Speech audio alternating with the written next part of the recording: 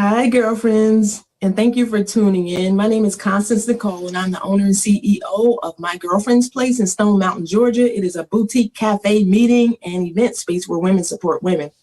I want to thank Angel for this opportunity. I met her about 3 years ago when she was a speaker for a graduation I was a part of, and I have so much respect and admiration for what she does and how she shows up for women everywhere. So I just jumped at the opportunity to be a part of what she's doing, and I signed up before I knew what the topic was. So when I read providing hope and promoting healing, I'm thinking, am I qualified? Like, can I speak on this topic? And of course, like he sometimes does, God poked me and says, well, you might not be, but I'm qualified. So I trust him. I love him. He gave me the vision for My Girlfriend's Place, which is a place of healing for women. But I still struggled with, what am I going to say? And I ended up going down a rabbit hole. But I do believe that there is hope in your healing. And so starting with that, and because I believe what the word says, that we overcome by the blood of the Lamb and the word of our testimony, I'm going to start with a little bit of my testimony. So parts of this are in a book that I wrote a few years ago. And the title of the book was going to be called Broken. So BROKIN, love, as in family love. And the idea is that we can only love as much as or as well as we have been loved. So if my grandmother was broken and she passed down broken love to my mother passes it to me, and then I pass it to my daughter. So I want to read a little bit of one of the poems. This one is entitled These Women Who Might Have Loved Me, and then I'll kind of go into some of the reasons for this. But they have left me, these girls. They've all gone away. These women who hurt, these women who suffered but lived with their pain, lost children, worked hard to provide. These lonely women who knelt at the thighs of mere men, knelt in shame, knelt in prayer, knelt in shame, who knelt at the altar of low self-esteem, grew weary of trying, of smiling, of crying. These women who dreamed while they were yet dying, they've left me, these women, the ones who might have loved me, are not coming back. Regal and righteous, shattered and torn, tired, exhausted, weary and worn. These women on whose pain I was born, they've left me alone to struggle on my own. My daughters to raise, to pass down my fears. My daughters who know nothing of the tears that drip in my ears. The ones who might have loved me, knew my roots, knew my tree, my ancestors, my history, knew my worth, reinforced and colored my worth, supported my dreams and silenced my screams, baked the cakes and patched up the hurts, shouted and raged, wept but held on, carried me on shoulders, fragile yet deceptively strong. These women who might have loved me have all gone away, but because they might have loved me, I am able to go on. I'm pleased to tell you today that God, the love of God, actually changed the name of my book. So instead of Broken Love, the name is coming forth as Pure Gold. And it's based off the scripture that says, after we have been tried and been tested and gone through some things, we shall come forth as pure gold. So some other poems, like I Once Loved a Broken Man, and stories like She Died That Day, testify to the power of God and how he changed my life. But today, I want to talk to you about the times in our lives when we forget who God is, when we regress, or when we give into that desire to take matters into our own hands. I'm sure God is up there shaking his head like, okay, here they go again. But as a child, I lived with my mother and I stayed with strangers during the week. I lived with my mother on the weekends. Never got abused or hurt or anything like that, but I just didn't belong there. And my mother, in her brokenness, she did not always put me first. I learned to be quiet. I learned to put my mother first. I learned to take care of her needs and to put mine second. I didn't know that my mother was hurt, and I had no idea. I just grew up thinking that if you were quiet and you didn't ask for much, if you took care of people, that you would be loved. of course, but that's not how that works. You know, that's not how that really works. And as life would sometimes have it, I grew up and I married someone just like my mother. It's all in the book, but I survived and I got out of it. I began to thrive when I realized how much God loves me.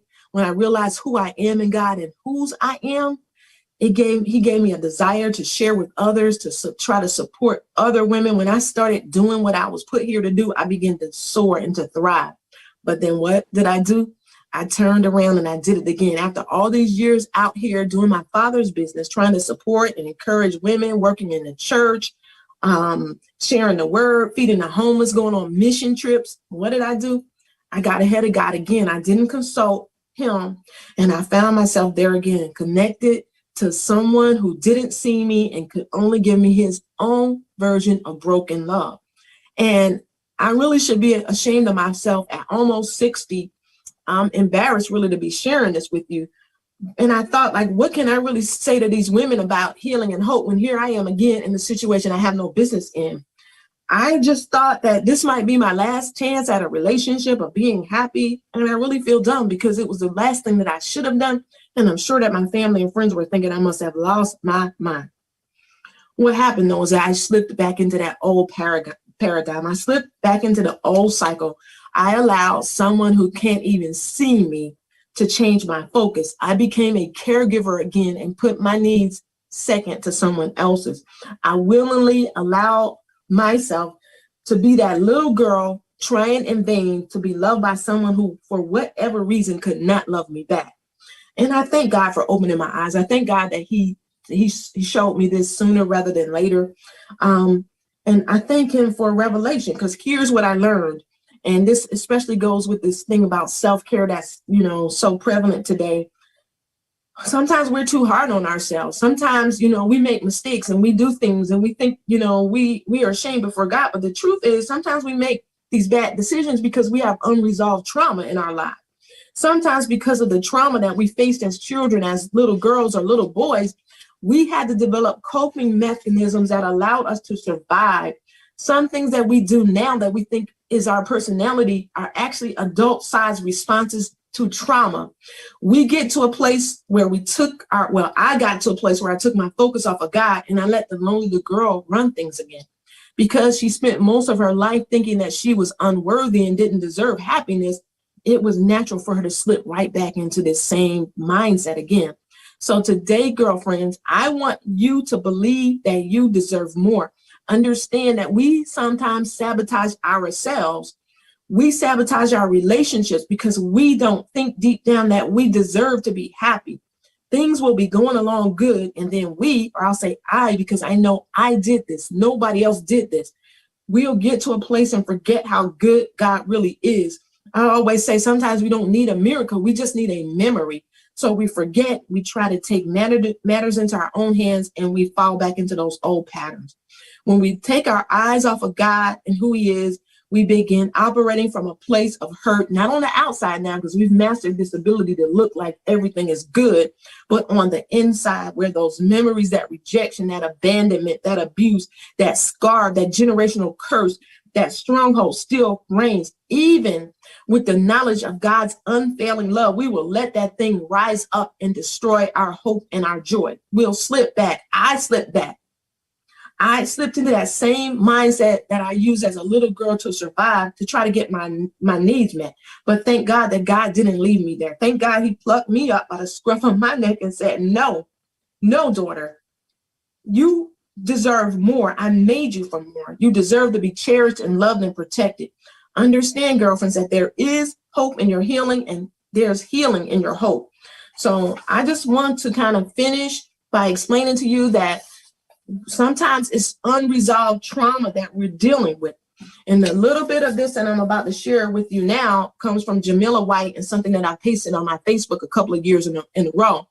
But basically what she says is the inability to receive support from others is a trauma response. This attitude that I don't need anyone, I can do it all myself, is a survival tactic that I needed to shield my heart from abuse, neglect, betrayal, and disappointment from those who could not or would not be there for me. So from your absent parents to abusive lovers, family members or friends who take but don't give. It's a trauma response. This is mine. There are others.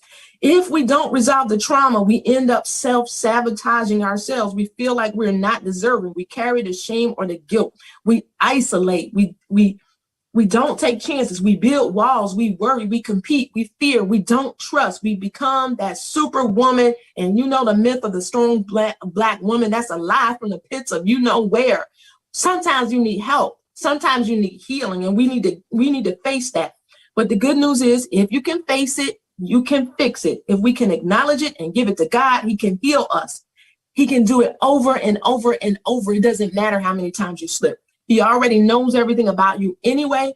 And I know that he is good. He will wrap his arms around you, heal the hurt. He will comfort you, encourage you. You don't have to perform. You don't have to compete. You can experience the full joy of the Lord, but you got to give him that hurt, girlfriends. He will give you strength. He will complete you, provide for you, protect you, and encourage you. He will build you up, give you the knowledge and discernment. He will love you like nobody's business. He is your hope. He is your healing. And when you get to the other side, I need you to be like Angel. I need you to tell another sister. Thanks for listening, girlfriends. And thank you again to Angel for giving me this opportunity to share.